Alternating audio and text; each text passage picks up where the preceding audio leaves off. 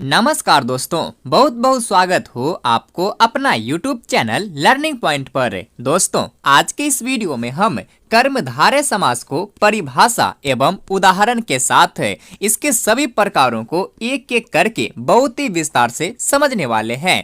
तो फिर समय को बर्बाद ना करते हुए चलिए हम फटाफट इसे समझते हैं। अब सबसे पहले दोस्तों आइए हम समझते हैं कि ये कर्मधारय समास कहते किसको हैं। तो जैसा कि आप जानते ही होंगे कि कर्मधारय समास तत्पुरुष समास का ही एक भेद होता है। तत्पुरुष समास के दो भेद होते हैं, एक वैधिकरण तत्पुरुष और एक समानाधिकरण तत्पुरुष। वैधिकरण तत्पुरुष के अंतर्गत विभक्ति तत्पुरुष आते हैं तथा समानाधिकरण तत्पुरुष के अंतर्गत ये कर्मधारय समास तथा द्विगु समास आते हैं। तो चलिए अब हम समझते हैं कि ये कर्मधारय समास किसे कहते हैं। तो इसका परिभाषा कहता है कि जब विशेषण और विशेष्य का समास होता है तो उसे कर्मधारय समास कहते हैं। सिंपल सी बात है कि जब समासय में जो है विशेषण और विशेष्य का प्रयोग होगा तो उसे हम कर्मधारय समास कहेंगे। अब यहाँ दो नया शब्द आ गया, विशेषण तथा विशेष्य। तो इन दोनों को समझिए कि विशेषण क्या होता है। जो किसी शब्द की विशेषता बताता हो उसे विशेषण कहते हैं। ये तो आप हिंदी में बहुतों बार पढ़े होंगे कि जो किसी शब्द की विशेषता बताता हो उसी को हम विशेषण कहते हैं। जैसे माना कि यदि एक वाक्य हो कि राम मोटा है, राम मोटा है। अब यहाँ देखिए राम मोटा है में यहाँ राम की जो है विशेषता बताया जा रहा है कि राम मोटा है। अब यहाँ विशेषण कहता है कि जो किसी शब्द की विशेषता बताता हो उसे विशेषण कहते हैं। तो यहाँ राम की विशेषता बता रहा है ये शब्द क्या है, मोटा। तो इस मोटा को हम क्या कहेंगे, विशेषण कहेंगे। यदि लिखा रहे राम जो है पतला है तो पतला विशेषण, गाय काली है तो काली विशेषण। यानी कि जो शब्द किसी शब्द की विशेषता बताए उसी को हम क्या कहेंगे, विशेषण कहेंगे। अब दूसरा शब्द है विशेष्य कि विशेष्य किसे कहते हैं। तो ये कहता है कि जिसकी विशेषता बताई जाती है उसे विशेष्य कहते हैं। ये विशेषण किसी न किसी शब्द की तो विशेषता बताएगा ही, तो जिस शब्द की विशेषता बताएगा उसी शब्द को हम विशेष्य कहेंगे। जैसे यहाँ राम की विशेषता बता रहा है कि राम मोटा है, तो ये मोटा तो विशेषण है, लेकिन किसकी विशेषता बता रहा है, तो राम की। तो इस राम को हम क्या कहेंगे, विशेष्य कहेंगे। जैसे गाय काली है तो काली क्या हो जाएगा, विशेषण। लेकिन काली कौन है, गाय है, तो गाय क्या हो जाएगा, विशेषण। तो इन दोनों बातों को आपको ध्यान में रखना है कि विशेषण जो किसी शब्द की विशेषता बताएगा उसे विशेषण कहेंगे तथा जिसकी विशेषता बताएगा उसे विशेष्य कहेंगे। चलिए अब इसे हम समास के उदाहरण से समझते हैं। देखिए जैसे कृष्ण सर्पः बराबर कृष्ण सर्पः, इधर ये विग्रह पद है और इधर समस्त पद है। इसे समस्त पद को आप समास भी कह सकते हैं। कृष्ण सर्पः, कृष्ण मतलब काला और सर्पः मतलब सांप। यानी कि यहाँ सांप की विशेषता बताया जा रहा है कि सांप क्या है, काला है। तो इस काला को हम क्या कहेंगे, विशेषण कहेंगे। लेकिन किसकी विशेषता बता रहा है, तो सांप की। तो इस सांप को हम क्या कहेंगे, विशेष्य कहेंगे।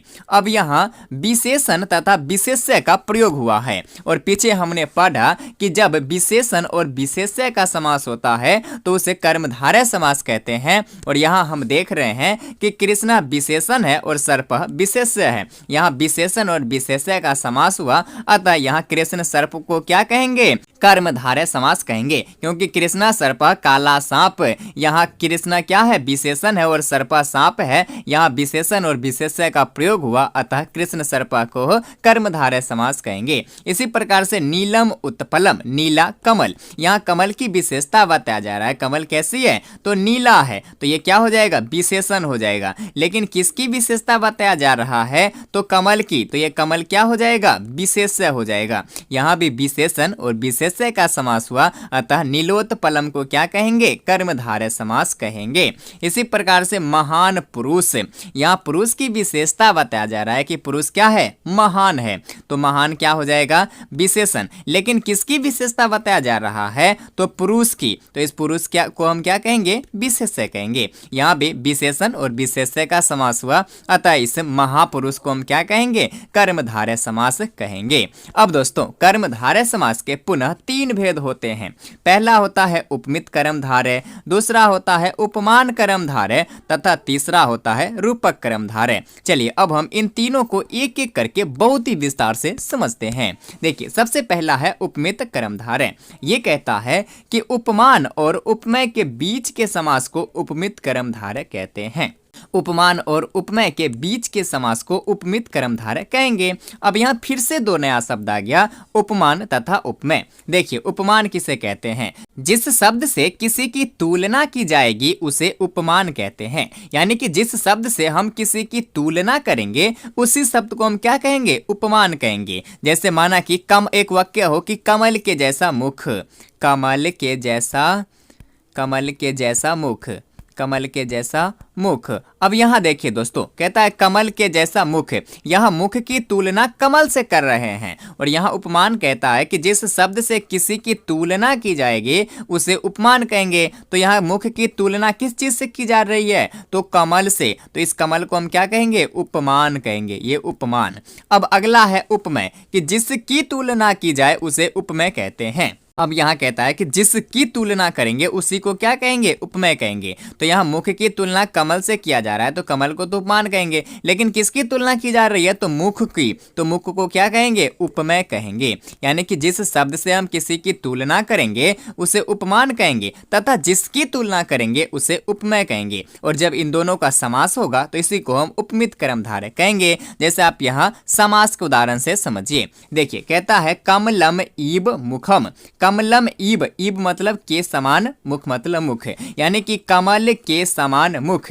यहाँ मुख की तुलना कमल से किया जा रहा है कि मुख जो है कमल के समान है। तो कमल को क्या कहेंगे? उपमान कहेंगे। ये उपमान कहेंगे। लेकिन किसकी तुलना की जा रही है? तो मुख की। तो इस मुख को क्या कहेंगे? उपमेय कहेंगे। मुख हो जाएगा उपमेय। अब यहाँ उपमान और उपमेय का समास हुआ, अतः इस कमल मुखम को क्या कहेंगे? उपमित कर्मधारय कहेंगे। इसी प्रकार से व्याघ्रः ईब पुरुषः, व्याघ्र बाघ के, ईब के समान, पुरुष पुरुष, बाघ के समान पुरुष या फिर बाघ के जैसा पुरुष। यहाँ पुरुष की तुलना बाघ से किया जा रहा है तो इस बाघ को हम क्या कहेंगे? उपमान कहेंगे। लेकिन किसकी तुलना की जा रही है? तो पुरुष की। तो इस पुरुष को क्या कहेंगे? उपमेय कहेंगे। और अब यहाँ उपमान और उपमेय का समास हुआ, अतः इसे बाघ पुरुष को हम क्या कहेंगे? उपमित कर्मधारय कहेंगे। क्योंकि यहाँ उपमित कर्मधारय का परिभाषा कहता है कि उपमान और उपमेय के बीच के समास को उपमित कर्मधारय कहते हैं। और यहाँ हमने देखा कि उपमान और उपमेय का समास हो रहा है, अतः इस बाघ पुरुष को क्या कहेंगे? उपमित कर्मधारय कहेंगे। चलिए इसी प्रकार से आगे अब दूसरा भेद होता है उपमान कर्मधारय। ये कहता है कि उपमान और साधारण धर्मवाचक शब्द के साथ जो समास होता है उसे उपमान कर्मधारय कहते हैं। कि उपमान और साधारण धर्मवाचक शब्द के साथ है। पीछे उपमित कर्मधारय में था कि उपमित कर्मधारय में था उपमान और उपमेय के बीच। अब यहाँ उपमान कर्मधारय में है उपमान और साधारण धर्मवाचक के साथ जो समास होता है उसे उपमान कर्मधारय कहते हैं। अब उपमान को तो अभी हमने समझ ही लिया पीछे कि जिस शब्द से किसी की तुलना की जाएगी उसे उपमान कहेंगे। अब एक नया शब्द आ गया, साधारण धर्मवाचक शब्द। तो इसे समझिए, साधारण धर्मवाचक शब्द क्या होता है। देखिए इसका परिभाषा कहता है कि जिस बात के लिए तुलना की जाए उसे साधारण धर्मवाचक शब्द कहेंगे। यानी कि तुलना तो की जाएगी लेकिन जिस बात के लिए की जाएगी उसे साधारण धर्मवाचक शब्द कहेंगे। जैसे माना कि यदि एक वाक्य हो कि राम जो है बादल के जैसा काला है। राम बादल के जैसा क्या है? काला है। यहाँ आप समझ लेना, राम बादल के जैसा काला है। अब यहाँ उपमान कौन है? तो जिससे किसी की तुलना करेंगे उसे उपमान कहेंगे। तो राम की तुलना किससे कर रहे हैं? बादल से। तो बादल को क्या कहेंगे? उपमान कहेंगे। ये बादल उपमान हो गया। लेकिन जिसकी तुलना की जाए उसे क्या कहते हैं? तो उपमेय कहते हैं। यहाँ किसकी तुलना की जा रही है? राम की। तो राम को क्या कहेंगे? उपमेय कहेंगे। ये हो गया उपमान और ये उपमेय। अब साधारण धर्मवाचक शब्द कहता है कि जिस बात के लिए तुलना की जाए उसे साधारण धर्मवाचक शब्द कहते हैं। राम की तुलना बादल से तो किया जा रहा है लेकिन किस बात के लिए? तो काला के लिए किया जा रहा है कि राम बादल के जैसा काला है।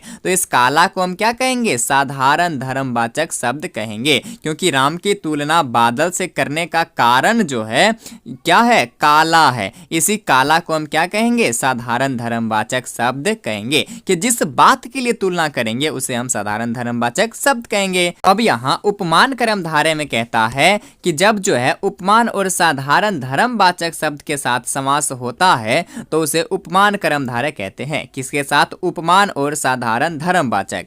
उपमान को ना ये बादल है और साधारण धर्मवाचक ये काला है, इन दोनों के बीच समास होगा तो उसे हम उपमान कर्मधारय कहेंगे। यहाँ पर उपमेय का प्रयोग नहीं होगा, सीधे वाक्य रहेगा कि बादल के जैसा काला। यहाँ उपमेय नहीं रहेगा, बादल के जैसा काला, तो इसे क्या कहेंगे? उपमान कर्मधारय कहेंगे। जैसे आप यहाँ समास के उदाहरण से समझिए, घन ईब श्यामः, घन यानी कि बादल, ईब के जैसा, श्यामः काला, बादल के जैसा काला। यहाँ तुलना किया जा रहा है किससे? घन से, तो घन को क्या कहेंगे? उपमान कहेंगे। ये हो गया उपमान।